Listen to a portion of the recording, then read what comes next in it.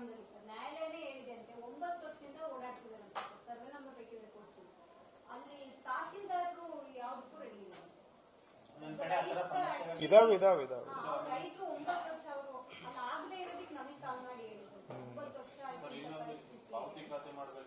ಇಲ್ಲ ಇದೆ. ಈಗ ನೀವು ನೋಡಿ, ಇದು ನಮ್ಮ ಇಲಾಖೆಯಲ್ಲಿ ಒಂದೊಂದು ಕೇಸು ಒಂದೊಂದು ತರ ಇರುತ್ತೆ. 70% 60% ಒಂದು ರೂಪದ್ದು ಇರ್ತವೆ. ಇನ್ 40% ಇದೆಯಲ್ಲ, ಆ 40% 40,000 ಕೇಸ್ ಇದ್ರೆ 40,000 ವಿಭಿನ್ನ ಸ್ವರೂಪಗಳಿರ್ತವೆ. ಒಂದು ವಿಷಯ ಹೇಳಕ್ಕೆ ಬಯಸುತ್ತೀನಿ, ಈ ಮ್ಯಾಕ್ಸಿಮಮ್ 4D ಕೇಸ್ ನೀವೇನು ಹೇಳ್ತಾ ಇದ್ದೀರಾ, 8 ವರ್ಷ 10 ವರ್ಷದಿಂದ ಬಾಕಿ ಇರತಕ್ಕಂಥದ್ದು.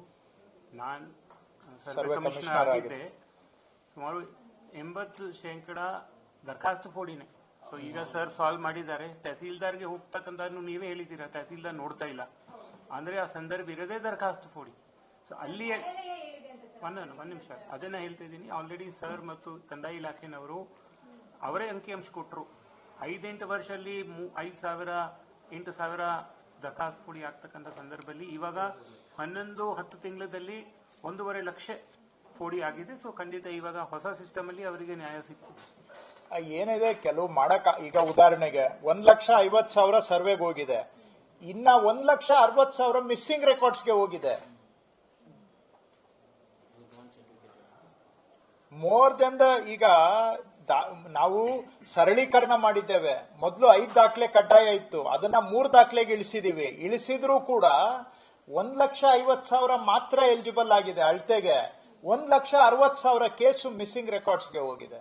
ಈಗ ನೆಕ್ಸ್ಟ್ ಈಗ ಅದೇ ಚಾಲೆಂಜ್. ಇನ್ನ 6 ತಿಂಗಳು 1 ವರ್ಷ ಏನಾದ್ರೂ ಮಾಡಿ ಮಿಸ್ಸಿಂಗ್ ರೆಕಾರ್ಡ್ಸ್ ಅಲ್ಲೂ ಕೂಡ ಯಾವ ಇಂಥ ಪ್ರಕರಣಗಳಿದಾವೆ. ಬಹುಶಃ ಇವ್ರದ್ದು ಕೆಲವು ಮಿಸ್ಸಿಂಗ್ ರೆಕಾರ್ಡ್ಸ್ ಇಂದಾನು ಆಗಿರ್ಬೋದು ಅಂತ. ಅದು ಅವರು ಏನೋ ವೈಲೇಷನ್ ಮಾಡಿರ್ತಾರೆ. ಅಲ್ಲಿ ಏನಾಗುತ್ತೆ, 11E ಸ್ಕೆಚ್ ಇರಬೇಕು, 11E ಸ್ಕೆಚ್ ಇಲ್ಲದೆ ಡಿಗ್ರಿ ಮಾಡಿಸ್ಕೊಂಡಿರ್ತಾರೆ. ಅಂತದ್ ನಾವು ಮಾಡೋದಿಲ್ಲ. ಅವರು ಹೈಕೋರ್ಟ್ ಅಲ್ಲಿ ಅವ್ರ ಪರ ಆದೇಶ ಆಗಿರ್ಬೋದು, ಆದ್ರೆ ಸುಪ್ರೀಂ ಕೋರ್ಟ್ 11E ಕಂಪಲ್ಸರಿ ಅನ್ನೋದನ್ನ ಅಪ್ಹೋಲ್ಡ್ ಮಾಡಿದೆ. ಇದು ಮಾಡ್ಲಿಕ್ಕೆ ಹೊರಟ್ರೆ ಈಗಲೇ ನಮ್ದು ರೆಕಾರ್ಡ್ ನಾವು ಏನು ಮೇಂಟೈನ್ ಮಾಡಿದೀವಿ ಇಲ್ಲಿವರೆಗೆ, ಅದರಲ್ಲಿ ಆಲ್ರೆಡಿ ತೂತುಗಳಿದಾವೆ. ನಾವೇನಾದ್ರೂ 11E ಸ್ಕೆಚ್ ಇಂಥವ್ನೆಲ್ಲ ರಿಲ್ಯಾಕ್ಸ್ ಮಾಡ್ಬಿಟ್ರೆ ಇನ್ನೂ ವರ್ಸ್ಟ್ ಆಗ್ಬಿಡುತ್ತೆ. ಸೊ ಕೆಲವು ಇರಬಹುದು, ಗೊತ್ತಿಲ್ಲ, ಒಂದೊಂದ್ ಕೇಸ್ ಒಂದೊಂದ್ ತರ ಇರುತ್ತೆ. ಡಿಗ್ರಿಯಲ್ಲಿ ಯಾಕೆ ಮಾಡಕ್ ಆಗ್ತಾ ಇಲ್ಲ, ಅಲ್ಲಿ ಏನಾದ್ರೂ ಬೇರೆ ವ್ಯಾಜ್ಯ ಇದೆಯಾ ಅಥವಾ ಸರ್ವೆ ಮಾಡಿಸಿಲ್ವಾ ಅವರು, ಗೊತ್ತಿಲ್ಲ ಏನು ಕಾರಣಕ್ಕೆ. ಅದು ನಾವು ಗೊತ್ತಿಲ್ಲದೆ ಮಾತಾಡೋದು ತಪ್ಪಾಗುತ್ತೆ.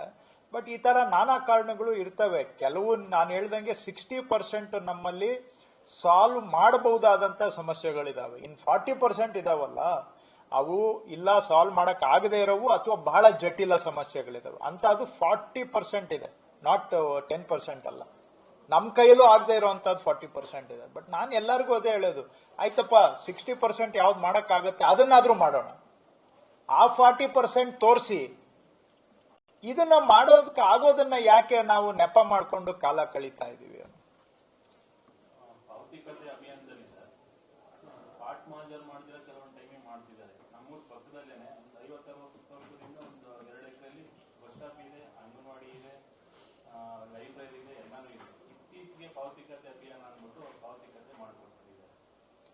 ಪಾವತಿ ಖಾತೆಯಲ್ಲಿ ಏನ್ ಮಾಡ್ಬೋದು ಅಂದ್ರೆ, ಗಂಡ ಹೆಸರಿಗಿದ್ದ ಜಮೀನನ್ನ ಹೆಂಡತಿ ಹೆಸರಿಗೆ ವರ್ಗ ಮಾಡ್ಬೋದು, ಅಥವಾ ತಂದೆ ಹೆಸರಲ್ಲಿ ಇದ್ದದನ್ನ ಮಕ್ಕಳ ಹೆಸರಿಗೆ ಮಾಡ್ಬೋದು ಅಷ್ಟೇ. ಹೊಸದಾಗಿ ಏನು ಮಾಡಕ್ ಬರೋದಿಲ್ಲ.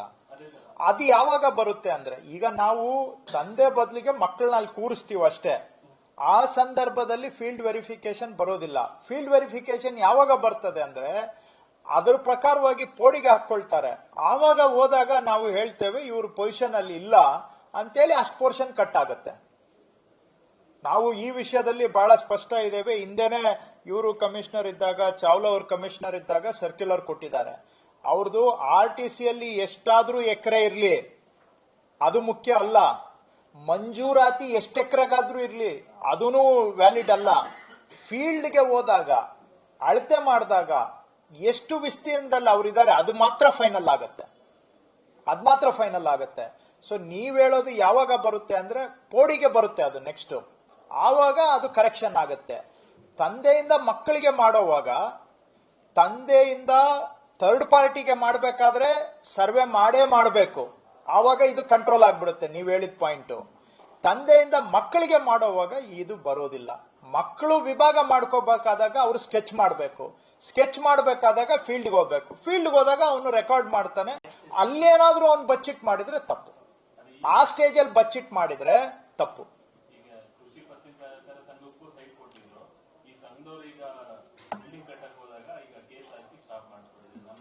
ಅದು ಸರ್ಕಾರದಿಂದ ಮಂಜೂರಾಗಿದ್ರೆ ಅವರು ಕೇಸ್ ಹಾಕಿದ್ರು ಕೂಡ ನಾಳೆ ಅಂತಿಮ ತೀರ್ಮಾನ ಏನು ಅಂದ್ರೆ ಈ ಪೋರ್ಷನ್ ಬಿಟ್ಟು ಉಳಿದಿದ್ದು ಅವ್ರಿಗಾಗತ್ತೆ ಅಷ್ಟೇ ಅಂತಿಮ. ಈಗ ಅವ್ರ ಹೆಸರಲ್ಲಿ RTC ಓಡ್ತಾ ಇರ್ಬೋದು. ಏನಾಗಿದೆ, ಈಗ 4 ಎಕರೆ ಮಂಜೂರಾಗಿದೆ, ನಾನ್ ಪೊಸಿಷನ್ ಇರೋದು 2 ಎಕರೆ, ನಾಳೆ ನನ್ಗೆ ಸಿಗೋದು 2 ಎಕರೆನೆ. ಯಾರೋ ಮಂಜೂರು ಮಾಡ್ಕೊಟ್ಟಿರ್ಬೋದು 4 ಎಕರೆ, ಬಟ್ ನಾನ್ ಪೊಸಿಷನ್ 2 ಎಕರೆ ಇದ್ದೀನಿ, ಇನ್ನು 2 ಎಕರೆಯಲ್ಲಿ ಸ್ಕೂಲ್ ಇದೆ ಅಥವಾ ಆಟದ ಮೈದಾನ ಇದೆ ಅಥವಾ ನಾನ್ ಪೊಸಿಷನ್ ಅಲ್ಲಿ ಇಲ್ಲ, ಒಟ್ನಲ್ಲಿ ನನ್ಗೆ ಸಿಗೋದಿಲ್ಲ. ಅದು ಯಾವಾಗ ಬರುತ್ತೆ ಅಂದ್ರೆ ಪೋಡಿಗೆ ಹಾಕೊಂಡಾಗ ಇವೆಲ್ಲ ಬಂದ್ಬಿಡ್ತದೆ. ಅಲ್ಲಿ ಆ ತರ ಚೆಕ್ ಅಂಡ್ ಬ್ಯಾಲೆನ್ಸ್. ಇದಕ್ಕೂ ಮೀರಿ ಕಣ್ತಪ್ಸಿ ಮಾಡೋದು ಇದೆ, ಇಲ್ಲ ಅಂತ ನಾನು ಹೇಳ್ತಾ ಇಲ್ಲ, ಬಟ್ ಅಷ್ಟು ಸಲೀಸಿಲ್ಲ. ಎಲ್ಲ ಆಗುತ್ತೆ ಅಲ್ಲೊಂದು ಇಲ್ಲೊಂದು ಆ ತರ ತಪ್ಪುಗಳು ಆಗ್ತವೆ. ಜಮೀನ್ ಕಂದಾಯಗಳು ತುಂಬಾ ವರ್ಷದಿಂದ ಕಟ್ಟೆ ಎಲ್ಲ ಅದಕ್ಕೆ ಇದೇ ಕಾರಣ, ಯಾರ ಹೆಸರಲ್ಲಿ ಇರಲ್ಲ, ತುಂಬಾ ವರ್ಷಗಳಿಂದ ಜಮೀನ್ ಕಂದಾಯ ಇಲ್ಲ. ಈಗ ಏನಾಗಿದೆ, ಕಂದಾಯ ಕಟ್ಟಿಸ್ಕೊಳ್ಳೋ ವ್ಯವಸ್ಥೆನೆ ಹೋಗ್ಬಿಟ್ಟಿದೆ. ಯಾರು ಈಗ ಕಂದಾಯ ಕಟ್ಟಿಸ್ಕೊಳ್ಳೋದ್ರ ಕಡೆಗೆ, ಯಾಕೆಂದ್ರೆ 4 ಆಣಿ 8 ಆಣಿ ಇದೇ ಸಿಸ್ಟಮ್ ಅಲ್ಲೇ ಇದೀವಿ. ಅದನ್ನ ನಮ್ಮವರು ಹೋಗಯ್ಯ ಅದನ್ನ ಕಟ್ಟಿಸ್ಕೊಳ್ಳೋದಿಕ್ಕೆ ಟೈಮ್ ವೇಸ್ಟ್ ಅಂತ ಇವರು. ರೈತರು ಕೂಡ ಏನು ರೂಪಾಯಿ 2 ರೂಪಾಯಿ ಎಷ್ಟಿದೆ ಈಗ ಕಂದಾಯ, ಅದಕ್ಕೆ ಅವರು ಗಮನ ಇಲ್ಲ. ಅದನ್ನ ಅಟ್ಲೀಸ್ಟ್ ನಾನು ಸೆಕ್ರೆಟರಿ ಅವರು ಮಾತಾಡ್ಕೊಂಡಿದ್ದೇವೆ, ರೂಪಾಯಿ ಆದ್ರೂ ಕೂಡ ರೂಪಾಯಿ ಮೌಲ್ಯ ಅಲ್ಲ, ರೆಕಾರ್ಡ್ ಕೀಪಿಂಗ್ ಪರ್ಪಸ್ಗೋಸ್ಕರ ಅದು ಆಗ್ಬೇಕು ಅಂತ ನಮ್ ವಿಚಾರದಲ್ಲಿ ಇದೆ.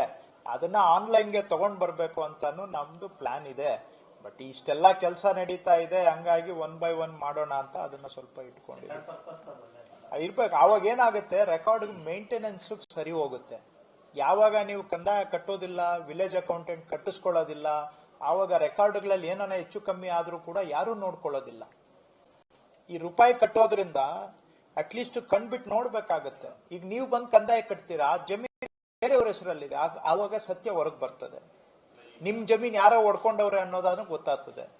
ಸೊ ಆ ಕಾರಣಕ್ಕಾಗಿ ರೂಪಾಯಿ ಮೌಲ್ಯಕ್ಕಲ್ಲ, ರೆಕಾರ್ಡ್ ಕೀಪಿಂಗ್ ಸರಿ ಹೋಗ್ಬೇಕು. ಈ ರೂಪಾಯಿಯನ್ನು ಕಟ್ಟಿಸ್ಕೋಬೇಕು ಅನ್ನೋ ಅಂದ್ರೆ ಅದೊಂದು ಸಿಸ್ಟಮ್ ವಾಪಸ್ ತರಬೇಕು ಅಂತ ಮಾತಾಡಿದ್ದೇವೆ. ಬಟ್ ಇಷ್ಟು ಕೆಲಸ ನಡೀತಾ ಇರೋವಾಗ ನಮ್ಮ ವಿಲೇಜ್ ಅಕೌಂಟೆಂಟ್ಗಳು ಅವ್ರ ಮೇಲೆ ಈಗ ವರ್ಕ್ ಜಾಸ್ತಿ ಆಗಿದೆ.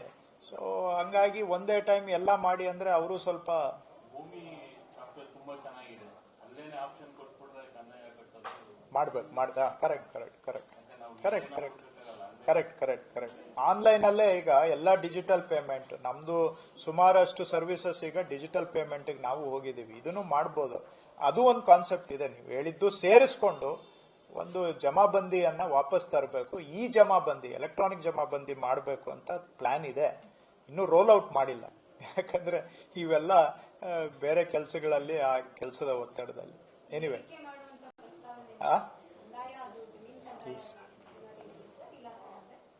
ಅಯ್ಯೋ ಇರೋದೇ ಕಟ್ಟಿಸ್ಕೊಳ್ತಾ ಇಲ್ಲ ನಾವು, ಇನ್ನ ಏರಿಕೆ ಇಲ್ಲಿ ಆ ರೂಪಾಯಿನ 2 ರೂಪಾಯಿ ಮಾಡಿ ಏನ್ ಸಿಗೋದಿದೆ ಸುಮ್ಮನೆ. ಜನ ಖುಷಿಯಾಗಿದ್ದಾರೆ ಸರ್, ಈಸಿ ವೇ ಮಾಡೋದು ಭೂ ಸುರಕ್ಷಾ ಪೂರ್ತಿ ಇಂಪ್ಲಿಮೆಂಟ್ ಆದ್ರೆ ಆಗುತ್ತೆ, ಬಿಡೋದಿಲ್ಲ. ನಾವು ಈಗ ಭೂ ಸುರಕ್ಷಾ ಬರೀ ತಾಲೂಕು ಆಫೀಸಿಂದ ಶುರು ಮಾಡಿದ್ವಿ, ಈಗ AC ಆಫೀಸ್ ಶುರು ಮಾಡಿದೀವಿ, DC ಆಫೀಸ್ ಶುರು ಮಾಡಿದೀವಿ. ಮಾರ್ಚ್ಗೆ AC DC ಆಫೀಸು ಕಂಪ್ಲೀಟ್ ಮಾಡ್ಬಿಡ್ತೀವಿ. ನಾಟ್ ಓನ್ಲಿ ತಾಲೂಕು ಆಫೀಸ್, ಎಲ್ಲ ರೆಕಾರ್ಡ್ಸ್ ಸ್ಕ್ಯಾನ್ ಮಾಡಿ. ನೆಕ್ಸ್ಟ್ ಈಗ ನೋಂದಣಿ ಇಲಾಖೆಯಲ್ಲೂ ಈಗ ಶುರು ಮಾಡ್ತಾ ಇದ್ದಾರೆ. ಸೊ 2004ಕ್ಕಿಂತ ಹಿಂದೆ ನೋಂದಣಿ ಆಗಿರುವಂತ ಯಾವುದೆಲ್ಲ ದಾಖಲೆ ಇದೆ ಅವೆಲ್ಲವನ್ನು ಈಗ ಸ್ಕ್ಯಾನಿಂಗ್ ಶುರು ಮಾಡ್ತಾರೆ ಕೆಲವು ದಿನದಲ್ಲಿ. ಇಲ್ಲ ನಡೀತಾ ಇದೆ, ಸ್ಟೆಪ್ ಬೈ ಸ್ಟೆಪ್ ಪುಷ್ ಮಾಡ್ತಾನೆ ಇದೀವಿ. ಈಗ ಈ ಸ್ಕ್ಯಾನಿಂಗ್ ಭೂ ಸುರಕ್ಷಾ ಆಫೀಸ್ ಅಷ್ಟೇ ಅಲ್ಲ, ಭೂ ಸುರಕ್ಷಾ ನಾವು AC office, DC office, registration office, survey office, ಎಲ್ಲ ಆಫೀಸುಗಳಲ್ಲಿ ಇರುವಂತ ಮೂಲ ದಾಖಲೆಗಳನ್ನ ಭೂ ಸುರಕ್ಷಾ ಒಳಗಡೆ ತಗೊಂಡ್ ಬರ್ತೇವೆ. ಈವನ್ ಲ್ಯಾಂಡ್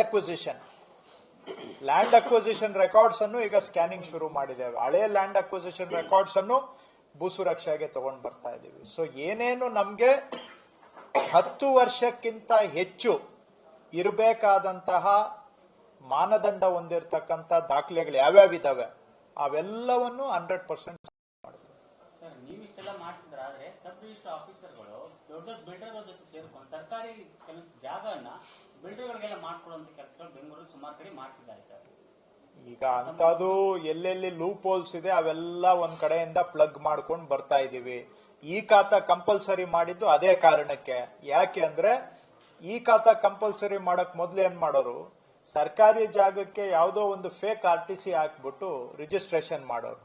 ಈಗ ಆ ತರ ಮಾಡಕ್ ಆಗೋದಿಲ್ಲ. ಯಾಕಂದ್ರೆ ಭೂಮಿನ ಲಿಂಕ್ ಮಾಡಿದೀವಿ, BBMP ನ ಲಿಂಕ್ ಮಾಡಿದೀವಿ, ಅಲ್ಲಿ ಖಾತಾ ಇದ್ರೆ ಮಾತ್ರ ಇಲ್ಲಿ ರಿಜಿಸ್ಟ್ರೇಷನ್ ಆಗತ್ತೆ. ಸೊ ಈಗ ಅದು ನೀವ್ ಹೇಳಿದ್ದು ಎಲ್ಲೋ ಒಂದು ಕಡೆ ಈಗ ನಾವು ಚಾಪೆ ಕೆಳಗೆ ನುಗ್ಗೋದನ್ನ ನಾವು ಕಂಟ್ರೋಲ್ ಮಾಡಿದೀವಿ. ಕೆಲವರು ಇದಾರೆ ರಂಗೋಲಿ ಕೆಳಗೆ ನುಗ್ಗೋರು, 1-2 ಪ್ರಕರಣ ಇರ್ಬೋದು, ಇಲ್ಲ ಅಂತ ಹೇಳಲ್ಲ. ಬಟ್ 90% ಈ ತರ ಏನು ತಪ್ಪುಗಳಾಗ್ತಾ ಇತ್ತು, ಈಗ ಅದು ಕಂಟ್ರೋಲ್ ಆಗಿದೆ. ಇವತ್ತು ಕೆಲವ್ರು ಗಮನಕ್ಕೆ ತಗೊಂಡ್ ಬಂದ್ರು ಯಾವ ತರ ಈಗ್ಲೂ ಮಿಸ್ಯೂಸ್ ಆಗ್ತಾ ಇದೆ. ಮಾಡ್ತೀವಿ ಅದೆಲ್ಲ ಎಲ್ಲೆಲ್ಲಿ ಆಗ್ತಾ ಇದೆ ಅಂತ ನಮ್ಗೆ ಸ್ವಲ್ಪ ಕ್ಲೂ ಸಿಕ್ಕಿದ ಕೂಡಲೇ ಅಂತದ್ನ ಹುಡುಕಿ ಲೂಪ್ ಸಿಸ್ಟಮ್ ಅಲ್ಲೇ ಪ್ಲಗ್ ಮಾಡ್ತೀವಿ. ಮನುಷ್ಯರಿಗೆ ಹೇಳಿದ್ರೆ ಯಾರು ಕೇಳೋರಿಲ್ಲ ಇಲ್ಲಿ. ಅಲ್ಲಿ ಆ ತರ ಗುಣ ಇಲ್ಲ. ಸುಮ್ನೆ ನಾವು ಆಕ್ಷನ್ ತಗೋಬಹುದು, ಬೈಬಹುದು, ಅವೆಲ್ಲ ಹೇಳಿದ್ರೆ ಆದ್ರೆ ಯಾವಾಗ ಆ ಕಡೆ ತೂಕ ಜಾಸ್ತಿ ಇರುತ್ತೆ ವಾಲದು ಆ ಕಡೆಗೆ. ಸೊ ನಾವೇನಿದ್ರು ಇದು ಆಗಲಾರ್ದಂಗೆ ಸಿಸ್ಟಮ್ ಅಲ್ಲೇ ಲೂಪ್ ಹೋಲ್ಸ್ ಅನ್ನ ಪ್ಲಗ್ ಮಾಡಿದ್ರೆ ಆವಾಗ ಸ್ಟ್ರೀಮ್ ಲೈನ್ ತಾನಾಗಿ ಟ್ರ್ಯಾಕ್ ಬರುತ್ತೆ. ಅದ್ರ ಕಡೆಗೆ ನಮ್ ಗಮನ ಇದೆ. ಪೌತಿ ಖಾತೆ 1 ತಿಂಗಳಿಗೆ ಒಬ್ಬ VA 100 ಮಾಡಬೇಕು.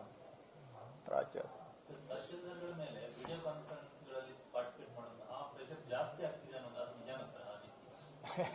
ಗೊತ್ತಿಲ್ಲ. ತಹಶೀಲ್ದಾರ್ಗಳು ಯಾವಾಗಲೂ ವಿಡಿಯೋ ಕಾನ್ಫರೆನ್ಸ್ ಪ್ರಿಪರೇಷನ್ ಮಾಡೋದ್ರಲ್ಲಿ ಬಿಸಿ ಇರ್ತಾರೆ, ಜನರಿಗೆ ಸಿಗೋದಿಲ್ಲ.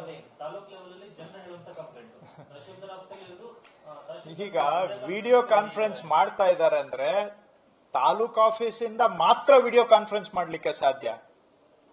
ಸೊ ಅವರು ವಿಡಿಯೋ ಕಾನ್ಫರೆನ್ಸ್ ಇದೆ ಅಂದ್ರೆ ಹಂಗಾದ್ರೂ ತಾಲೂಕ್ ಆಫೀಸಲ್ಲಿ ಕೂರ್ತಿದ್ದಾರೆ. ಇಲ್ಲ ಅಂದ್ರೆ ನೀವು ಕೆಲವು ನಾನು ಹೇಳ್ತೇನೆ, ಜನ ಯಾವ್ಯಾವ ಕೆಲವು ಆಫೀಸರ್ಸ್ ಯಾವ್ಯಾವ ಹೋಟ್ಲಲ್ಲಿ ಕೂತ್ಕೊಂಡು ಕೆಲಸ ಮಾಡ್ತಾರೆ. ಸೊ ಯಾಕೆ ಅದೆಲ್ಲ ಹೇಳಕ್ ಹೋದ್ರೆ ಸುಮ್ನೆ ನೋಡಿ ಏನಾಗುತ್ತೆ. ಕೆಲವ್ರ ಬಗ್ಗೆ ನಾವು ಮಾತಾಡಿ ಎಲ್ಲಾರು ನಮ್ ಬಗ್ಗೆ ಮಾತಾಡಿದ್ರು ಅಂತ ಅವರು ಮನ್ಸಿಗೆ ಬೇಸರ ಆಗೋದು ಬೇಡ. ತಾಲೂಕಲ್ಲಿ ಆಫೀಸಲ್ಲಿ ಕೂತ್ಕೊಂಡು ಡಿಲಿಜೆಂಟ್ ಆಗಿ ಕೆಲಸ ಮಾಡೋರು ಒಂದು 70% ಇದ್ದಾರೆ. ಇನ್ನ 30% ಅವರು ಏನ್ ಮಾಡ್ತಾರೆ ಅನ್ನೋದು ಕೂಡ ಗೊತ್ತಿಲ್ಲ. ಈಗ ನಾವ್ ಮಾಡ್ತಾ ಇರೋದು ನನ್ನ ಮನೆ ಕೆಲ್ಸಕ್ಕೆ ಯಾರ್ದು ನಾನ್ ಮಾಡ್ತಾ ಇಲ್ಲ. ನಮ್ ಕಮಿಷನರ್ ಅವ್ರ ಮನೆ ಕೆಲಸ, ನನ್ ಬ್ಯಾಗ್ ಹೊರೀರಿ ಅಂತ ಕೂಡ ನಾನು ಯಾರಿಗೂ ನನ್ನ ಬ್ಯಾಗ್ ಕೂಡ ಮುಟ್ಟಕ್ ಬಿಡೋದಿಲ್ಲ. ನಾವ್ ಕೇಳ್ತಾ ಇರೋದು ಜನಗಳ ಕೆಲಸ. ನಾನ್ ಇಲ್ಲಿ ಕೂತಿರೋದು, ಅವ್ರಿಲ್ಲಿ ಕೂತಿರೋದು, ಅವ್ರು ಅಲ್ಲಿ ಕೂತಿರೋದು ಎಲ್ಲ ಜನ ನಮ್ಮನ್ನು ಕೂರ್ಸಿದ್ದಾರೆ. ಅವ್ರ ಮೇಲೆ ದರ್ಬಾರ್ ಮಾಡಕ್ಕಲ್ಲ, ಅವ್ರ ಮೇಲೆ ಜನಗಳ ಮೇಲೆ ದರ್ಬಾರ್ ಮಾಡೋದಕ್ಕಲ್ಲ. ಜನಗಳ ಕೆಲಸ ಮಾಡಿ ಅಂತ ಜನ ನಮ್ಮನ್ನಲ್ಲಿ ಕೂರ್ಸಿದ್ದಾರೆ. ನಾವಿರೋದೇ ಕೆಲಸ ಮಾಡಕ್ಕೆ. ಸ್ವಲ್ಪ ಹೆಚ್ಚಿಗೆ ಕೆಲಸ ಮಾಡಿದ್ರೆ ನಮ್ಮ ಆರೋಗ್ಯಕ್ಕೆ ಒಳ್ಳೇದು, ಆರೋಗ್ಯ ಚೆನ್ನಾಗಿರುತ್ತೆ. ಸೊ ಎಲ್ಲರಿಗೂ ಜನಕ್ಕೂ ಒಳ್ಳೇದಾಗ್ತದೆ. ನಮ್ಮ